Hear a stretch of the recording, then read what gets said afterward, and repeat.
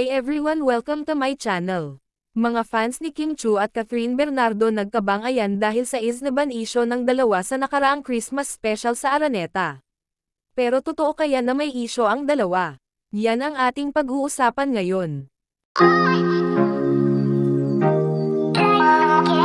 Maraming nakapansin kay Catherine Bernardo at Kim Chiu sa nakaraang ABS-CBN Christmas special sa Araneta, kung saan ay hindi biniso ni Kat si Kim Chiu at ganun din itong si Kimi. Makikita sa isang video na nagkabisohan si Piolo Pascual at magkasunod naman si Paolo Avellino, pero tila binigyan ng isyo ang hindi pagbiso ni Kim Chiu at ni Catherine Bernardo, kaya naman nabigyan ng isyo ang naturang eksena kung saan ay magkasama si Paolo, Piolo, Kim at Catherine sa pag-host sa naturang event ng Christmas special.